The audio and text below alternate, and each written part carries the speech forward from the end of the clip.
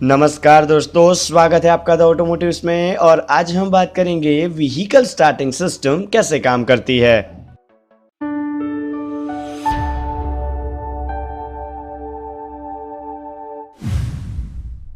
तो बात करते हैं स्टार्टिंग सिस्टम के फंक्शन की। तो व्हीकल को जब भी आप स्टार्ट करेंगे यानी कि क्रैंक करेंगे तो व्हीकल को स्टार्ट करने का जो काम है वो करेगी स्टार्टिंग सिस्टम।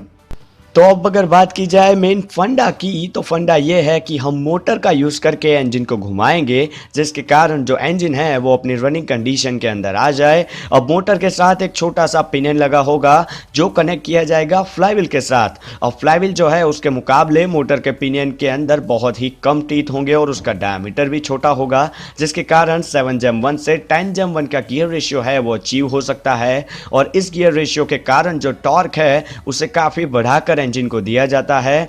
अब जब भी आप इंजन को क्रैंक कर रहे हैं तो मोटर पिनियन जो है वो पावर सप्लाई करेगा फ्लाईव्हील को। फ्लाईव्हील की बदौलत इंजन घूमेगा और इंजन जो है वो स्टार्ट हो जाएगा। तो अब एक बार इंजन के स्टार्ट हो जाने पर जो फ्लाईव्हील है वो 2000 से 3000 आरपीएम तक नॉर्मल घूमता है। तो उस सिचुएशन के अंदर जो मोटर पिनियन है वो 20,000 से 30,000 आरपीएम तक घूम सकता है। अब इतनी स्पीड के ऊपर जो मोटर है वो डैमेज हो जाएगी। तो अब यहाँ पे मोटर पिनियन के अंदर एक डिवाइस रखा जाता है जिसे कहा जाता है ओवर रनिंग क्लच। अब ओवर रनिंग क्लच क्या करता है कि जो मोटर पिनियन है उसके अंदर जो मोटर में से टॉर्क आ रहा है उसे फ्लाईव्हील की ओर ट्रांसफर होने देता है, जबकि फ्लाईव्हील एक बार इंजन स्टार्ट होने के बाद मोटर पिनियन से ज्यादा स्पीड के ऊपर घूमता है। तो उस वक्त जो फ्लाईव्हील में से टॉर्क आ रहा है उसे मोटर के अंदर नहीं जाने देगा, जिसके कारण मोटर को किसी भी प्रकार का डैमेज ना हो। अब जो पिनियन है वो पिनियन के साथ कनेक्ट होगी एक डीसी मोटर। तो अब अगर डीसी मोटर के प्रिंसिपल की बात की जाए तो एक फ्रेम के ऊपर 4 पोल्स लगे होंगे और चारों पोल्स के सेंटर में एक शाफ्ट लगा होगा जिसके ऊपर आएगी एक कंडक्टर कॉइल। और कंडक्टर कॉइल के दोनों सिरों पे ऊपर एक एक कम्यूटेटर होगा और कम्यूटेटर को कनेक्ट किया जाएगा ब्रश के साथ। अब एक वाइंडिंग आएगी जो चारों के चारों पोल्स और ब्रश को सीरीज में कनेक्ट करेगी, जिसके कारण क्या होगा कि ये जो मोटर है वो हाई करंट के ऊपर इजीली काम कर सकती है। और सीरीज में कनेक्ट होने के कारण इस मोटर को कहा जाएगा डीसी सीरीज मोटर। अब जब भी इस वाइंडिंग के अंदर से डीसी करंट पास होगा तो जो चारों के चारों पोल है वो बन जाएंगे इलेक्ट्रोमैग्नेट और जनरेट करेंगे एक मैग्नेटिक फील्ड।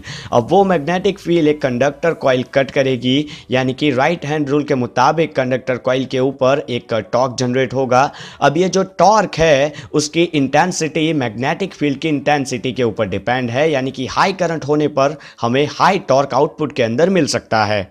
तो अब बात करते हैं एक्चुअल स्टार्टिंग सिस्टम के कंस्ट्रक्शन की। तो जो बैटरी है उसका नेगेटिव एंड अर्थ कर दिया जाएगा, जबकि पॉजिटिव एंड जो है वो सीधा जाएगा इग्निशन स्विच के अंदर। वहां से वो आगे जाएगा न्यूट्रल स्विच के अंदर। अब न्यूट्रल स्विच में से आगे उसे कनेक्ट किया होगा स्टार्टर मोटर असेंबली के अंदर जो सोलेनॉइड है उसके वाइंडिंग के साथ। और वाइंडिंग का जो दूसरा सिरा है उसे अर्थ कर दिया जाएगा ताकि वो बैटरी के साथ अपनी सर्किट कंप्लीट कर सके। अब जो सोलेनॉइड है उसके साथ 2 हाई टेंशन कॉन्टैक्ट होंगे जिसके साथ कनेक्ट होंगे 2 हाई टेंशन केबल। पहला केबल कनेक्ट होगा बैटरी के साथ, जबकि दूसरा केबल जो है वो डायरेक्ट जाएगा स्टार्टर मोटर के फील्ड वाइंडिंग के अंदर। अब जो फील्ड वाइंडिंग है उसके साथ सीरीज में कनेक्ट होगा ब्रश, और ब्रश का दूसरा सिरा जो है उसे अर्थ कर दिया जाएगा ताकि वो भी बैटरी के साथ अपनी सर्किट कंप्लीट कर सके। अब स्टार्टर मोटर असेंबली के जो सेंटर में एक शाफ्ट कनेक्ट होगा जिसके ऊपर माउंट होगा एक आर्मेचर जिसके अंदर नंबर ऑफ कंडक्टर कॉइल्स होंगे। उन कॉइल्स के साथ कनेक्ट होगा कम्यूटेटर्स जो कि ब्रश के साथ कनेक्ट होगा। आगे आएगा एक स्टार्टर मोटर पिनियन जिसके साथ ओवर रनिंग क्लच कनेक्टेड है और उसे ऑपरेट करने के लिए एक लीवर दिया हुआ होगा जो कनेक्ट होगा सोलेनॉइड से। अब पूरी असेंबली जो है वो बिल्कुल फ्लाईव्हील के पास माउंट की हुई होगी, यानी कि जब भी ऑपरेशन किया जाए तो फ्लाईव्हील के साथ स्टार्टर मोटर कनेक्ट हो सके। तो अब बात करते हैं सिस्टम के वर्किंग की। तो बैटरी का जो नेगेटिव टर्मिनल है वो सिस्टम के सर्किट्स को कंप्लीट करने का काम करेगा। अब जब इग्निशन स्विच को प्रेस किया जाएगा तो बैटरी में से लो करंट जो है वो सीधा जाएगा न्यूट्रल स्विच के अंदर। न्यूट्रल स्विच चेक करेगा कि जो व्हीकल है वो न्यूट्रल गियर में है या नहीं। अगर व्हीकल न्यूट्रल गियर में है तो वो करंट को जाने देगा सीधा स्टार्टर मोटर असेंबली के अंदर जो सोलेनॉइड है उसके वाइंडिंग के अंदर। अब वाइंडिंग इलेक्ट्रोमैग्नेटिक फील्ड जनरेट करेगा, जिसके कारण जो सोलेनॉइड है वो कनेक्ट करेगा दो हाई टेंशन केबल को और उसी के साथ लीवर की मदद से जो मोटर पिनियन है उसे फ्लाईव्हील के साथ कनेक्ट कर देगा।